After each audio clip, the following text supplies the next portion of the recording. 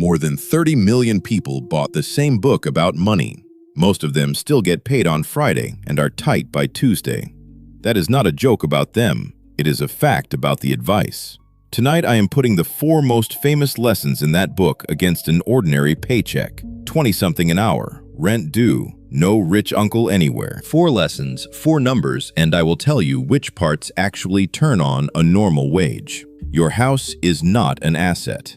Pay yourself first. Do not work for money. Escape the rat race. I am not telling you what to do with your money. I am showing you the drawing. Take the cover off. First, your house. Curtis is 34, fixes air conditioning for $24 an hour, and last spring he closed on a place outside Columbus for $300,000. He stood in the empty kitchen, keys in his fist, and told his sister, "This is the best thing I own." Then he read the book and found out it is a liability. Here is the test the book gives you, and it is a good one. Does the thing put money in your pocket every month or take money out? Curtis's house takes out because every month it asks first and gives back nothing. $1,900 for the mortgage, plus tax, plus insurance, plus the water heater. Look which way the arrow points. That is the test, and the number underneath it is uglier than the payment. At about 6.5% over 30 years, your $300,000 loan costs roughly $380,000 in interest, which means you pay for the house twice.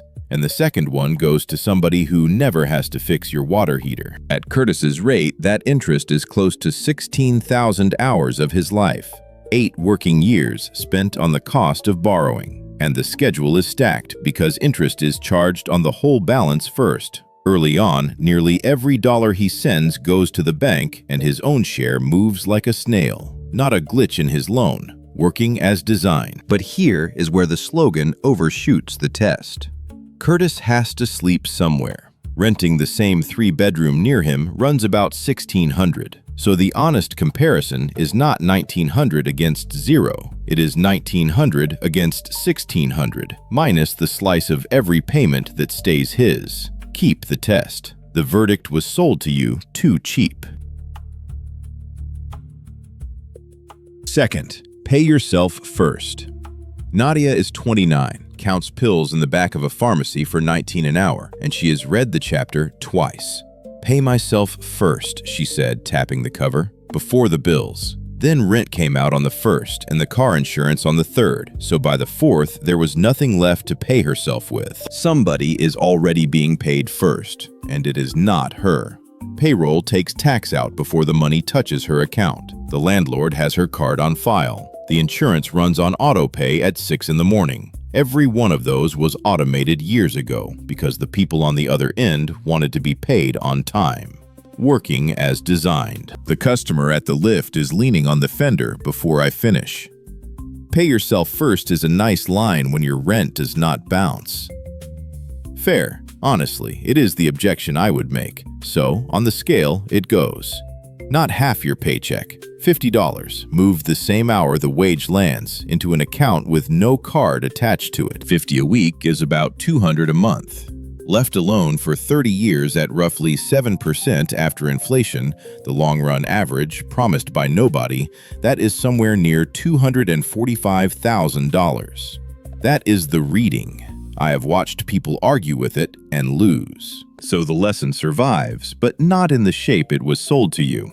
It is not a mindset, or rather, the mindset is the cheap part. It is a transfer with a date on it, set up once, small enough that it never has to win an argument with your rent or your groceries. Third, and this is the one that costs people real money.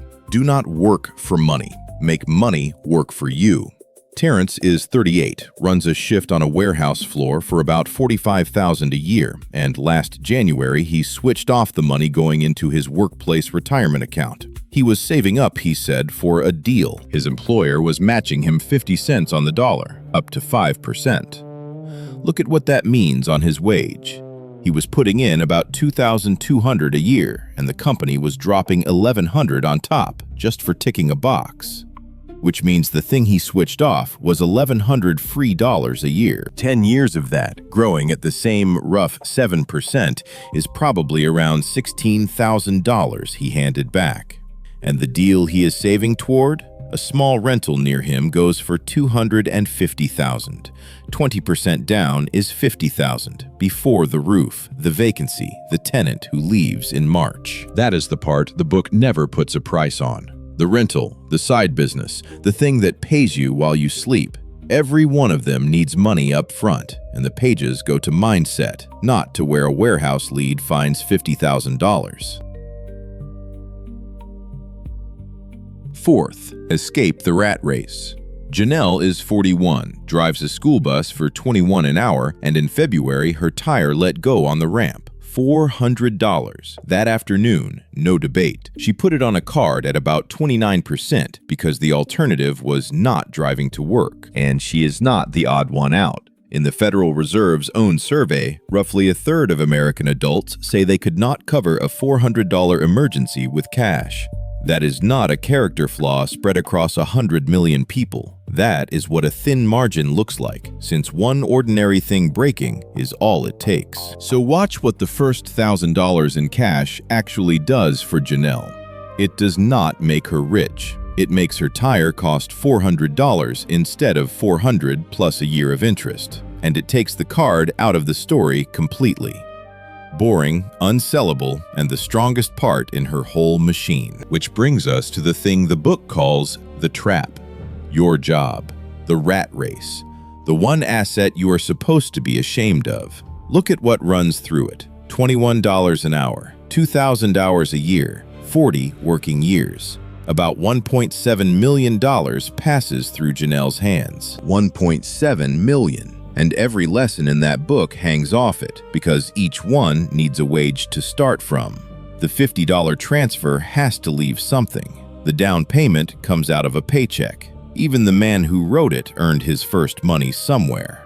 The one thing most readers already own is the thing they were taught to resent. Put the four together, and one Friday looks different. Curtis's payment leaves, and he knows which half is rent and which half is his. Nadia's 50 moves an hour after her wage lands, before the card finds it. Terrence turns the match back on. I mean, it was free money sitting there. Janelle's $400 sits in cash, saving her a year of interest. Every one of those parts was automated years ago by somebody who wanted your money on a schedule. The tax, the rent, the insurance, the minimum payment. The only transfer nobody built for you is the one that goes to you, and that switch is still on your side of the dashboard.